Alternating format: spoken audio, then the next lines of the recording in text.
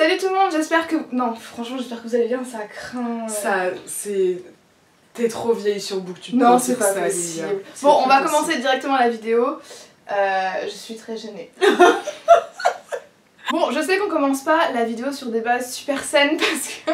Alors, sachez-le, vous êtes posté actuellement sur un carton. On a dû allumer la lumière parce qu'il fait noir et il est actuellement 16 h. Donc bref, on va tourner, on tourne dans des conditions extrêmes, je tiens quand même à dire. Et pour la première fois chez moi. Exactement, la première fois que je tourne oui, chez moi dans l'appart de Loulou. Et on est super contente parce qu'aujourd'hui on va vous faire une vidéo sur les trucs qu'on veut voir dégager en 2020 dans les livres. Voilà, parce que au bout d'un moment, ras-le-bol, ça suffit. New Decade, ça doit partir, tout doit disparaître. J'en peux plus parce qu'à chaque fois qu'on fait des vidéos, on fait les connasses. J'adore. On n'est pas que des connasses dans la vie de tous les jours, mais sur YouTube c'est... Mais passion vilaine. On est en train de tout s'effondre par contre à un moment, ça suffit, attends. Alors non seulement le setup est pas terrible, mais le décor part en lambeaux. Tu sais que c'est de la literie très chère. C'est vrai. Dans laquelle on dort, oui. Je l'ai eu en cadeau d'anniversaire par 3 personnes pour te dire à quel point c'est cher. Tu l'as acheté avec l'argent des abonnés. C'est faux. Alors, on s'est quand même dit qu'il y avait des chances que nos sujets se ressemblent. Ouais. Ouais, qu'il y ait voilà, des petites ressemblances, ne vous en étonnez pas. La première chose que je ne veux plus voir en 2020 dans la littérature, c'est les Christian Grey. Ah, ok, développe.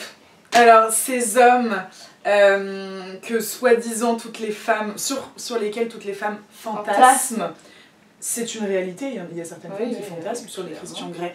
Ces hommes forts, puissants, riches, dangereux, violents, que l'on voit donc dans la New Romance notamment. Ouais. Ces hommes sur lesquels la majorité, soi-disant, des femmes fantasment, qui sont réprobateurs dans leur manière d'être, dans leur manière de penser, qui sont sexistes, qui sont misogynes, qui contrôlent la vie des femmes qu'ils aiment d'amour et d'eau fraîche.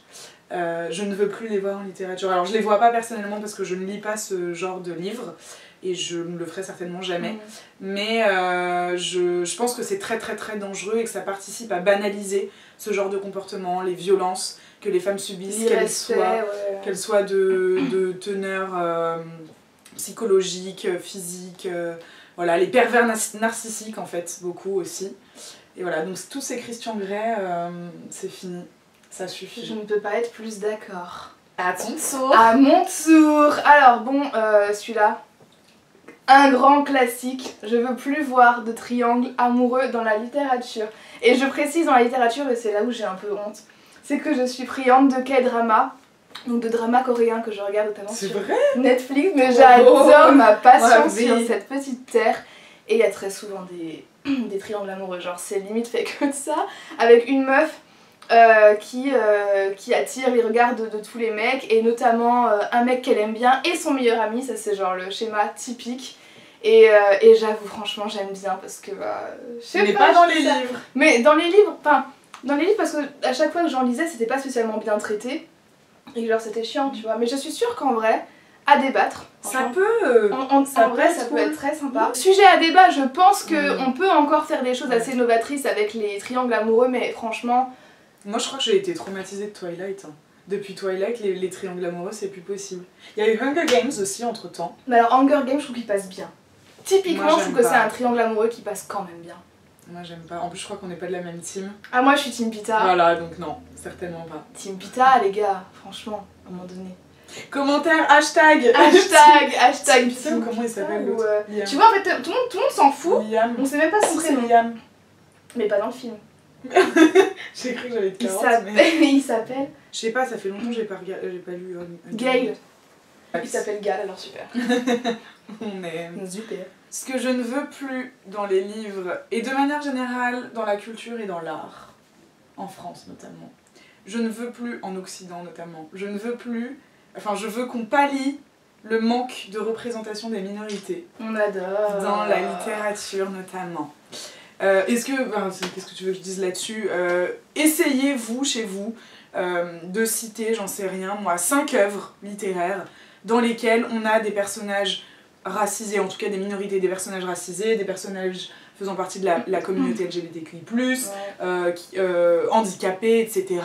Dites-nous si vous arrivez à avoir 5 héros ou 5 héroïnes sans que cette minorité soit au centre de l'intrigue, sans qu'elle fasse partie intégrante de l'histoire, ou qu'elle soit le fil conducteur, la trajectoire du personnage. Je sais pas si tu serais capable de le faire. Moi, je pense pas. Non.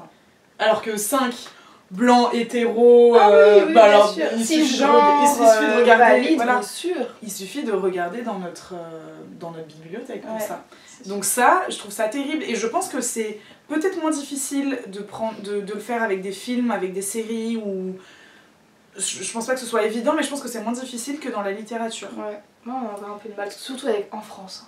Ouais. Encore aux États-Unis, tu peux retrouver quand même pas mal de représentations des minorités. Mais franchement, en France... Non, mais en fait, ce qui est très compliqué, c'est que en France, je pense notamment dans le cinéma, ou même dans la littérature, quand on a un personnage qui est membre d'une communauté, qui fait partie d'une minorité, son histoire se concentre sur ce fait-là, sur cette différence, tu vois. Et tu trouves rarement une fiction où tu vas avoir un personnage qui est noir par exemple, et ok c'est une réalité ce qu'il vit, ce qu'il subit, toute cette oppression, mais ils ont aussi envie et ils ont aussi besoin d'être représentés dans la vie de tous les jours sans que cette oppression, toutes ces violences fassent partie de leur histoire, enfin que ce soit le fil conducteur de l'histoire. Bref. Et attends, il y avait un truc, je sais pas si vous connaissez, je t'en ai parlé hier, Scam, la série. La saison 4, elle porte sur Sana, qui est donc une jeune fille musulmane. Et donc la réalisatrice, qui a aussi écrit le scénario de la série, le script, elle a interrogé des jeunes de Norvège pour pouvoir construire cette série de la manière la plus cohérente et la plus réaliste possible. C'est une série qui est très très belle, très authentique, je vous la conseille. Et elle a interrogé des jeunes filles musulmanes qui vivent en Norvège actuellement. Et elle leur a demandé comment est-ce qu'elles souhaitaient se voir représentées à la télé. Et il y a une des jeunes filles qui lui a répondu « Moi j'aimerais qu'on construise un personnage tu vois, entre 16 et 18 ans, musulman, qui ne soit pas constamment oppressé, qui ne subisse pas toutes les violences de la société. C'est une réalité, c'est important de le dire et de le montrer, mais c'est pas une vie, enfin la vie n'est pas comme ça. Enfin, j'ai trouvé ça méga intéressant. J'ai fait un dossier là-dessus pour mes cours, donc du coup je suis calée. Mais voilà, je ne veux plus voir ça en 2020 et les années d'après. Je vais juste rebondir et parler vite fait, du coup, je suis d'accord avec Louise forcément, parler d'épistémicide qui est le fait en fait de tuer la culture, notamment la culture qui est non occidentale, et la remplacer par des faits soi-disant occidentaux. Et juste Alexandre Dumas qui est quand même un auteur qu'on connaît tous, si ce n'est de nom, cette personne était noire. Cette personne était noire, qui en a entendu parler, et alors le truc le plus drôle c'est que genre il y a au XXe siècle je crois, il y a eu une adaptation de la vie d'Alexandre Dumas qui a été interprétée par Gérard Depardieu, qui est une personne blanche. Exact. Voilà, donc juste pour rebondir sur ce que tu disais, clairement je suis d'accord. Ok, ça va peut-être durer un peu moins longtemps que ce que tu viens de dire, mais clairement moi ce que je veux plus voir, et là vraiment je veux plus le voir. On va peut-être dire la même chose. Je pense pas. Les héroïnes qui ne savent pas qu'elles sont belles. Genre en mode je suis moche, c'est ça? Genre en mode mais je ne comprends pas pourquoi tout le monde me regarde, je dois avoir quelque chose sur le visage, etc. Ou genre... Mais me dévisage. Mais... Typiquement, même dans Twilight, tu vois, elle arrive dans le nouveau lycée et genre tous les mecs sont là à jeter sur elle, mais elle n'est pas consciente de sa beauté. Enfin, à un moment donné, en 2020, on est toutes fab. On est toutes belles. Franchement, on est toutes des bombes, c'est bon quoi. On sait qu'on est belles, merci, on passe à autre chose. Ça dégage. Est-ce vraiment un but dans la vie d'être belle? Non, pas du tout. On n'a pas besoin, on l'est naturellement. Ah tiens, j'ai hâte d'avoir ton... Elle regarde ses stories. Par contre, c'est une plaisanterie. En plein tournage de vidéo, elle s'en bat les couilles. Je suis sur tous les fronts. C'est bon. Oui. En 2020, j'aimerais ne plus trouver de fautes de grammaire, de syntaxe et d'orthographe dans les livres. T'en as trouvé beaucoup? Ça arrive. Genre, pas souvent, j'abuse, tu vois. Je peux même pas dire 1 livre sur 10 parce que ce serait pas vrai, mais ça arrive. J'ai quand même croisé des coquilles plusieurs fois, tu vois. Et ça me crispe un peu. Meuf, ça me fait penser à un truc. Alors j'en ai parlé pas mal sur cette chaîne, pas en bien. Ta deuxième vie commence quand tu comprends que tu n'en as qu'une. Oh mon dieu, dans ta dernière vidéo, t'en as parlé. Le Jackson Derulo au lieu de Jason Derulo, mais je crève de rire. Moi, ce qui m'a choqué, c'est genre, ok, l'auteur se trompe, elle dit Jackson au lieu de Jason Derulo. Je pense pas que c'est fait exprès pour pas l'utiliser. Mais de toute façon, il n'y a aucun droit qui touche si tu cites son nom dans un livre en fait. Tu n'utilises pas son contenu, genre je comprends pas. Et moi ce qui me bute, c'est qu'il y a des gens qui sont passés derrière et qui se sont dit mais ce livre, mais on va l'éditer mais de suite. Ça va se vendre comme des petits pains et ça a été le cas en plus. Mais alors, mais le Jackson Derulo. Il y a eu d'autres coquilles aussi dans le livre, donc ouais, c'est vrai. Non. Mais après, il y a des fautes. Il y a des fautes, après moi je suis pas la meilleure en français, enfin je suis un peu, j'avoue je suis un peu à cheval là-dessus. À l'écrit notamment, hein, à l'oral c'est différent, mais j'ai vu des trucs genre palier A ça se dit pas, tu vois. Et ça je l'ai déjà vu dans des romans. C'est une faute hyper commune, et en soi je pense que tout le monde le dit, mais ça ne se dit pas, et j'avoue, dans les livres qui sont publiés, et ils sont combien à repasser sur un livre?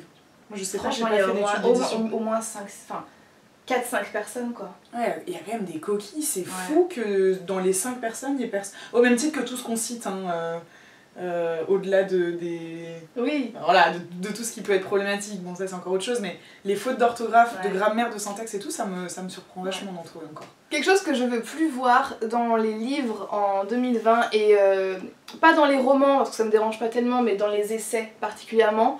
Je veux plus voir des statistiques qui sortent de chapeau sans aucune référence, sans aucun référencement, sans aucune source. Alors peut-être que ça vient, mais meuf on est tellement maniérés quand on parle. Ah mais oui, c'est insupportable, de toute façon dès que je tourne une vidéo. C'est terrible. Avoir des avis sur certains thèmes et dénoncer des choses, et c'est super important, ça peut être pertinent, mais malheureusement moi je suis venue à un stade où en fait, je suis un peu traumatisée par ça parce que, et je pense que toi aussi, dès que tu fais un petit peu de recherche, dès que tu écris des articles, des papiers, etc., tes profs te disent mais quelle est ta source, où est-ce que tu tiens, peut-être que c'est vrai ce que tu dis, mais où est-ce que tu tiens ton information. Et en vrai, c'est un truc qui est super relou à faire, c'est un travail en amont à faire qui est super fastidieux, mais quand tu le fais, ton œuvre où ton travail n'a que plus de crédibilité. Ça m'est déjà arrivé de le voir dans certains livres, et c'est vrai que même si j'ai envie de croire l'auteur et j'ai envie de me laisser convaincre parce qu'on n'a pas spécialement les mêmes opinions, je ne peux pas parce que j'ai besoin d'avoir des sources auxquelles je peux moi-même me fier et aller lire moi-même de quoi il retourne quoi. Donc c'est pas quelque chose qui est désagréable en soi, c'est juste que pour moi, quand on fait un essai et quand on choisit de parler d'un sujet tel que le féminisme, le racisme, je sais pas moi, peu importe, ou toute forme de discrimination, pour moi c'est super important d'avoir une sorte de bagage d'information avec toi, juste pour avoir le bagage de j'arrive pas à dire ça. La détresse dans tes yeux. Je disais, c'est super important pour moi d'avoir des référencements et des sources, un corpus en béton pour pouvoir avoir la possibilité de se défendre quand on dit bah ouais mais d'où tu sors ça. Tout simplement, tout ça. C'était plus compliqué. Voilà, j'en ai fini. Oui, je crois que là, bon c'est le dernier. Ok. Ça fait écho à une vidéo que j'ai faite sur ma chaîne cette année, qui a été très bien prise par certains, très mal prise par d'autres. On ne veut plus voir partout, mais aussi dans la littérature, la culture du viol. J'ai failli la mettre. Oui, évidemment. Franchement, je vais pas... J'en ai parlé longuement dans une de mes vidéos parce que j'ai lu un livre qui m'a beaucoup choquée de notre ami Michel Bubu. Michel Bussé, où il a fait une description absolument lamentable d'une jeune femme asiatique en plus par-dessus tout. Enfin bref, je vous laisserai aller voir cette vidéo si vous le souhaitez, donc elle est sur ma chaîne bien évidemment. Et voilà, la culture du viol ça suffit, est-ce que vraiment j'ai besoin de m'étaler? Je ne pense pas. C'est trop souvent, partout, c'est devenu banal dans les conversations, dans les films, dans les séries, dans l'art, dans la culture, à l'école, enfin partout, et c'est hyper dangereux. Et dans la littérature, moi ce qui me dérange, c'est que c'est un peu censé être un art noble, la littérature, et ça banalise d'autant plus, et ça légitime les discours qu'on peut tenir dans certains bouquins.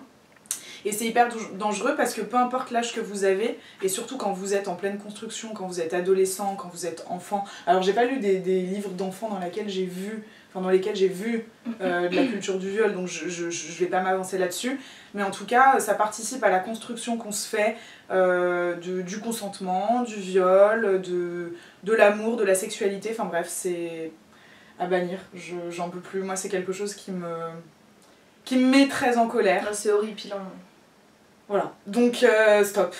C'est terminé en 2020. S'il vous plaît, les éditeurs, passez derrière vos auteurs et contrôlez-les. Merci. Clairement. Enfin, le dernier truc que j'aimerais vraiment voir disparaître en 2020, et je sais que tout le monde sera pas d'accord avec moi là-dessus, mais franchement, moi j'en peux plus et je sais que tu vas être d'accord avec moi. C'est les coins de librairie catégorisés littérature féminine. Quel enfer. Ou même, vous savez, les livres sur la couverture, sur la couverture desquels on retrouve littérature féminine ou pour elle. Pour elle. Comme sur les parfums et les déos pour lui. Ouais, mais pareil. L'odeur du mal. Bien sûr, mais franchement, très sincèrement, je sais même pas. Je pense que j'ai pas besoin d'argumenter plus que ça, vraiment. Je sais qu'à chaque fois, c'est quelque chose qui me hérisse les poils. Surtout que bien souvent, on retrouve des couvertures avec des hommes torse nu et qui sont également objectifiés. Et c'est pas. Enfin. Je critique pas les personnes qui apprécient ça, c'est juste que j'aime pas le fait qu'on catégorise ces livres-là de littérature féminine alors qu'on sait très bien qu'il y a aussi un lectorat masculin qui lit ce genre de livres. En fait, c'est problématique en tout genre, tu vois, quand tu parles de ces hommes qu'on voit sur des couvertures, ce corps qui est stéréotypé, enfin je veux dire, il n'y a rien qui va de toute façon. Les abdos, mais on n'en trouve pas à tous les coins de rue des mecs comme ça. Ça existe, on va pas se mentir, tu vois. You know what I mean. Ça fait très plaisir. Mais c'est complètement stéréotypé et puis en fait ce qui est perturbant, c'est que et puis ces couvertures là, le contenu j'en sais rien parce que je les lis pas, mais sur les couvertures t'as aussi tout ce truc des codes très genrés. Tu vas avoir beaucoup de roses, beaucoup de... Enfin, tu vois, il y a rien qui va dans ce truc, il y a rien qui va. Bon bah du coup pour nous c'est terminé, je pense qu'on a tout dit. Il y a peut-être d'autres choses qui nous viendront à l'esprit plus tard, mais pour le moment c'était vraiment les choses majeures qu'on ne veut plus voir apparaître en 2020. Surtout dites-nous, vous, quelles sont les choses que vous ne voulez plus voir en 2020 dans la littérature. Est-ce que vous êtes d'accord avec nous? Est-ce que vous n'êtes pas d'accord avec nous? Partagez-nous tout ça, ce sera un régal finalement de vous lire dans les commentaires. Pour moi, il me reste qu'à vous remercier d'avoir regardé cette vidéo jusqu'à la fin. Surtout, n'hésitez pas, parce que là, nous, on continue de tourner, on continue cet après-midi, ragot, potin, blablatage, sur la chaîne de Louise, donc Céréales Bouqueux, si vous ne l'aviez pas déjà reconnu, parce que ça commence à être un peu... à s'installer sur la chaîne, ça fait tous les ans, une fois par an, c'est une petite tradition. Et on va parler de pas mal de choses qui devraient certainement vous intéresser. Donc je vous mettrai le lien de sa vidéo en barre d'infos. Ou si elle n'est pas encore sortie, je vous mettrai le lien de sa chaîne. Donc n'hésitez pas à aller voir ça. Et puis nous, on va vous dire ciao. À bientôt. Bye bye. Ciao, ciao.